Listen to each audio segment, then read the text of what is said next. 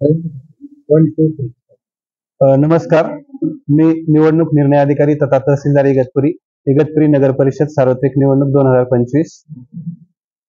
तर आपल्याकडे आजपासून माननीय राज्य निवडणूक आयोगाच्या आदेशानुसार इगतपुरी नगर परिषद सार्वत्रिक निवडणुकीसाठी नामनिर्देशन प्रक्रिया सुरू झालेली आहे.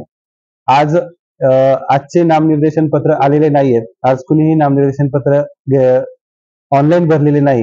तथापि आपल्याकडे उमेदवारांना नामनिर्देशन प्रक्रिया कशी करावी, नॉमिनेशन बरोबर कुठले डॉक्युमेंट जोडावेत, नामनिर्देशन प्रक्रिया ही पूर्णपणे ऑनलाईन आहे.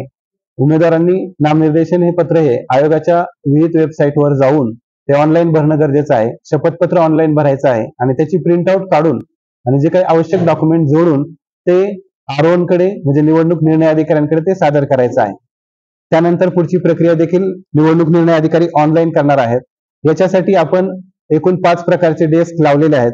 पहिला आहे हेल्प डेस्क. हेल्प डेस्क मध्ये उमेदवारांना सर्व प्रकारचे काही कोरे फॉर्मॅट्स असतील किंवा जातीच्या प्रमाणपत्रासाठी किंवा वैधता प्रमाणपत्रासाठी जे काही प्रस्ताव असतील ते, त्याच्यानंतर काही नगरपालिकेचे दाखले असतात ठेकेदार नसल्याचे वगैरे, त्यासाठी डेस्क ओपन केलेला आहे. त्याच्यानंतर दुसरा आहे मतदार यादीचा. जर उमेदवारांना मतदार यादीची प्रमाणित प्रत पाहिजे असेल किंवा उमेदवारांनी सूचकांसाठी काही मतदार यादीची तपासणी असेल तर तो कक्ष त्यांना मदत करेल. त्यानंतर तिसरा आहे अनामत रकमेचा. तर राखीव जागेसाठी 500 रुपये आणि सर्वसाधारण जागेसाठी 1000 रुपये अशी अनामत रक्कम क वर्ग नगरपालिकेसाठी आहे. तर त्या अनामत रकमेचा एक डेस्क आहे, तो सुद्धा सुसज्ज आहे. त्याच्यानंतर प्राथमिक छाननी होणार आहे. प्राथमिक छाननी ही प्रभागनिहाय होणार आहे. आयोगाच्या परिपत्रकातील निर्देशानुसार जर काही किरकोळ स्वरूपाच्या चुका असतील किंवा उमेदवारांचं काही राहून गेलं असेल तर त्यांच्या ते तात्काळ निदर्शनास आणून द्यावं. अशा आयोगाच्या सूचनेनुसार आपण प्राथमिक तपासणी करत आहोत. तिथेही गर्दी होऊ नये म्हणून आपण वार्डनिहाय 1 ते 10 प्रभागासाठी 10 व्यक्ती आणि प्लस नगराध्यक्ष पदासाठी स्वतंत्र व्यक्तींची नेमणूक केली आहे. त्यानंतर प्राथमिक छाननी झाल्यानंतर ते जे नॉमिनेशन आहे ते R1 कडे सबमिट होईल. त्याच्यावरती अनुक्रमांक, वेळ वगैरे ह्या सगळ्या गोष्टी दाखल केल्या जातील. याच्यात सर्वात महत्वाचं म्हणजे 100 मीटर परिसरात कोणत्याही उमेदवाराला वाहन आणता येणार नाही.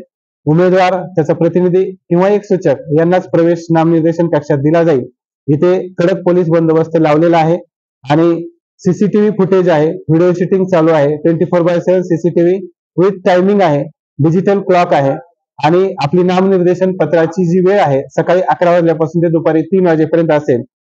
आणि शेवटच्या दिवशी सुद्धा पोलीस बंदोबस्त वाढवण्यात येणार आहे. तसंच आपल्याकडे फ्लाइंग स्क्वॉड, SST, VST आचारसंहितेचं पालन करण्यासाठी पथके तैनात करण्यात आलेली आहेत. तसेच जे काही मनुष्यबळ लागणार आहे त्याची देखील तयारी झालेली आहे. आदेश पारित केलेले आहेत. त्यांचे प्रशिक्षण आम्ही शासकीय ITI मध्ये घेत आहोत. आम्हाला EVM मशीन्स प्राप्त झालेल्या आहेत. EVM मशीनची प्राथमिक तपासणी FLC ज्याला म्हणतो आपण, ती आम्ही सुरू केलेली आहे. लवकरच आम्ही मतदान यंत्र, जसं आपलं मतपत्रिका फायनल होईल त्यानंतर तात्काळ आपले मतदान यंत्र तयार होईल आणि माननीय राज्य निवडणूक आयोगाच्या आदेशानुसार सर्व कक्ष, परवाना कक्ष सुद्धा ऍक्टिव्हेट झालेला आहे. परवाना कक्षामध्ये एखाद्या उमेदवाराने अर्ज केल्याबरोबर त्याला त्याच दिवशी सेम डे परवाना देण्याची आम्ही तरतूद ठेवलेली आहे. परवाना कक्षामध्ये RTO ची व्यक्ती असेल, त्यानंतर पोलीस प्रशासन असेल, नगरपालिका प्रशासन असेल, तर प्रत्येक विभागाचा एक व्यक्ती नेमलेला आहे. एक खिडकी कक्ष योजना आहे. कुणालाही कुठे NOC आणण्याची गरज पडणार नाही आणि त्यातून आपल्याला सुलभपणे परवाने मिळून जातील. अशा पद्धतीनं पूर्णपणे नियोजन आहे.